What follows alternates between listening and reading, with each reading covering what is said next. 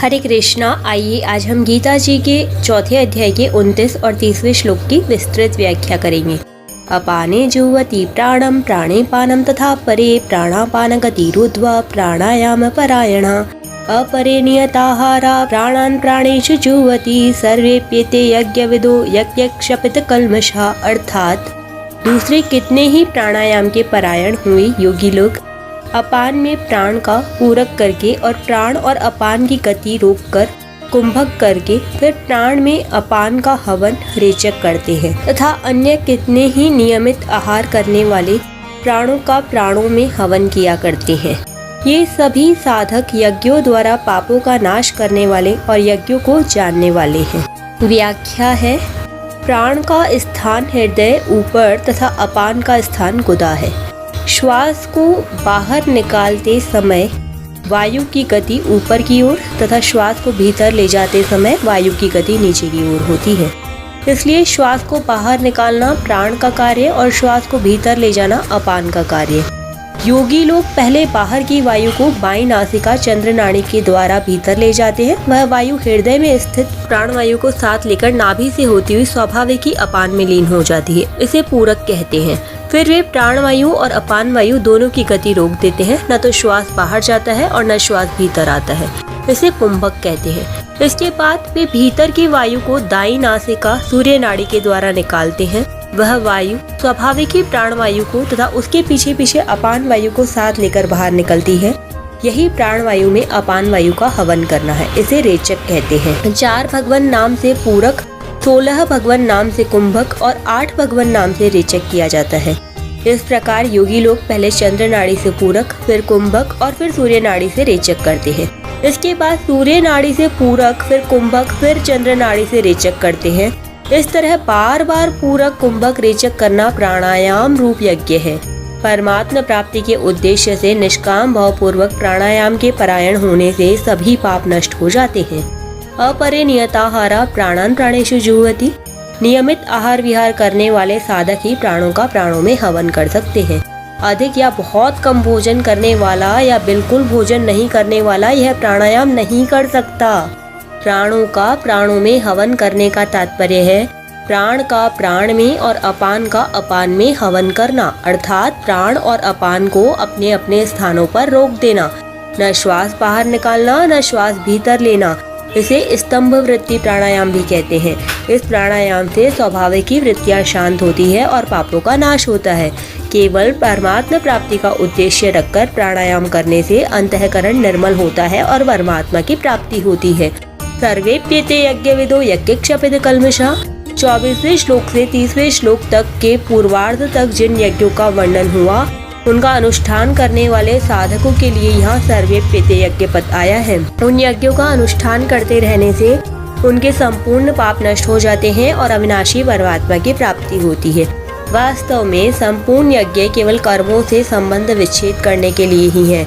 ऐसा जानने वाले ही यज्ञविद अर्थात यज्ञ के तत्व को जानने वाले हैं। कर्मों से सर्वथा संबंध विच्छेद होने पर परमात्मा का अनुभव हो जाता है।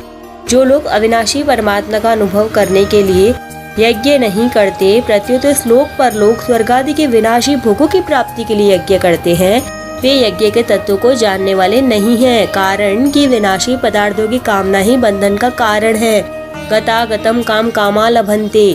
अतः मन में कामना वासना रखकर परिश्रम पूर्वक बड़े बड़े यज्ञ करने पर भी जन्म मरण का बंधन बना रहता है। मिटी न मन की वासना नौ तत् भय न नाश। तुलसी के ते पच मुए दे दे तन को त्रास। यहाँ विशेष बात यह है कि यज्ञ करते समय अग्नि में आहुति दी जाती है। आहुति दी जाने वाली वस्तुओं के रूप पहले अलग अलग होते हैं, परंतु अग्नि में आहुति देने के बाद उनके रूप अलग अलग नहीं रहते, अपितु सभी वस्तुएं अग्नि रूप हो जाती हैं।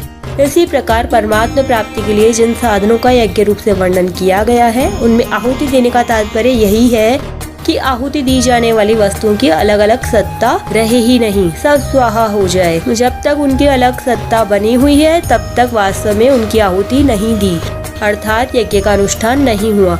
इसी अध्याय के 16वें श्लोक से भगवान कर्मों के तत्व, कर्म में अकर्म का वर्णन कर रहे हैं। कर्मों का तत्व है कर्म करते हुए भी उनमें नहीं बंधना।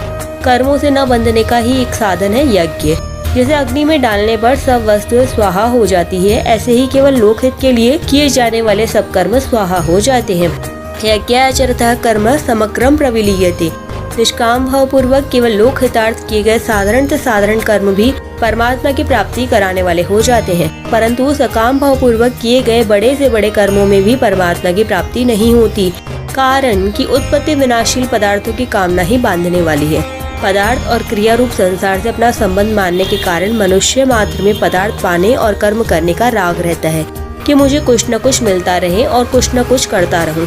इसी को पाने की कामना तक करने का वेग कहते हैं। मनुष्य में जो पाने की कामना रहती है वह वास्तव में अपने अंशी परमात्मा को ही पाने की भूख है, परंतु परमात्मा से विमुख और संसार के सम्मुख होने के कारण मनुष्य इस भूख को सांसारिक पदार्थों से ही मिटाना चाहता है। सांसारिक पदार्थ विनाशी है और जीव अविनाशी है। अविनाशी की भूख विनाशी पदार्थों से मिटी कैसे सकती है, परंतु जब तक संसार की सम्मुखता रहती है तब तक पाने की कामना बनी रहती है। जब तक मनुष्य में पाने की कामना रहती है तब तक उनमें करने का वेग भी बना रहता है। इस प्रकार जब तक पाने की कामना और करने का वेग बना है, अर्थात पदार्थ और क्रिया से संबंध बना हुआ है, तब तक जन्म मरण नहीं छूटता। इससे छूटने का उपाय है कुछ भी पाने की कामना न रखकर केवल दूसरों के हित के लिए कर्म करना। इसी को लोक संग्रह, यज्ञार्थ कर्म, लोक हितार्थ कर्म आदि नामों से कहा गया है। केवल दूसरों के हित के लिए कर्म करने से संसार से संबंध छूट जाता है और असंगता आ जाती है। अगर केवल भगवान के लिए कर्म किए जाएं तो संसार से संबंध छूटकर असंगता तो आ ही जाती है। इसके साथ एक और विलक्षण बात यह होती है कि भगवान का प्रेम प्राप्त हो जाता है। यहाँ परिशिष्ट भाव यह है कि निस्वार्थ भाव से केवल दूसरों के हित के लिए कर्तव्य कर्म करने का नाम यज्ञ है। यज्ञ से सभी कर्म अकर्म हो जाते हैं, अर्थात बांधने वाले नहीं होते। 24वें से 30वें श्लोक तक कुल 12 प्रकार के यज्ञ बताए गए हैं, जो इस प्रकार हैं। 1. ब्रह्म यज्ञ, प्रत्येक कर्म में कर्ता, करण, क्रिया, पदार्थ आदि सबको ब्रह्म रूप से अनुभव करना। 2.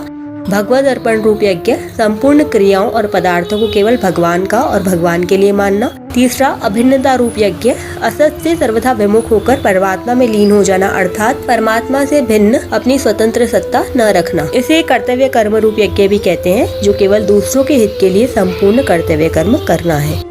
4. संयम रूप यज्ञ, एकांत काल में अपनी इंद्रियों को विषयों में प्रवृत्त न होने देना। 5. विषय हवन रूप यज्ञ, व्यवहार काल में इंद्रियों का विषयों से संयोग होने पर भी उनमें राग द्वेष पैदा न होने देना। 6. समाधि रूप यज्ञ, मन बुद्धि सहित संपूर्ण इंद्रियों और प्राणों की क्रियाओं को रोककर ज्ञान से प्रकाशित समाधि में स्थित हो जाना। 7. द्रव्य यज्ञ, संपूर्ण पदार्थों को निस्वार्थ भाव से दूसरों की सेवा में लगा देना। 8. तपो यज्ञ, अपने कर्तव्य के पालन में आने वाली कठिनाइयों को प्रसन्नता पूर्वक सह लेना। 9. योग यज्ञ, कार्य की सिद्धि असिद्धि में तथा फल की प्राप्ति अप्राप्ति में समान रहना। 10. स्वाध्याय रूप ज्ञान यज्ञ, दूसरों के हित के लिए सत्शास्त्रों का पठन पाठन, नाम जप आदि करना। 11. प्राणायाम रूप यज्ञ, पूरक, कुंभक और रेचक पूर्वक प्राणायाम करना। 12. स्तंभ वृत्ति चतुर्थ प्राणायाम रूप यज्ञ, नियमित आहार करते हुए प्राण और अपान को अपने अपने स्थानों पर रोक देना। इन सब का तात्पर्य है कि हमारी मात्र क्रियाएं यज्ञ रूप ही होनी चाहिए, तभी जीवन सफल होगा। तात्पर्य है कि हमें अपने लिए कुछ नहीं करना। क्रिया और पदार्थ के साथ हमारा कोई संबंध नहीं है। हमारा संबंध परमात्मा के साथ है, जो क्रिया और पदार्थ से रहित है। 24वें श्लोक से 30वें श्लोक के पूर्वार्ध तक भगवान ने कुल 12 प्रकार के यज्ञों का वर्णन किया और 30वें श्लोक के उत्तरार्ध में यज्ञ करने वाले साधकों की प्रशंसा की। अब भगवान आगे के श्लोकों में यज्ञ करने से होने वाले लाभ और न करने से होने वाली हानि बताएंगे, जिसकी व्याख्या हम कल करेंगे। हरे कृष्णा, राधे राधे।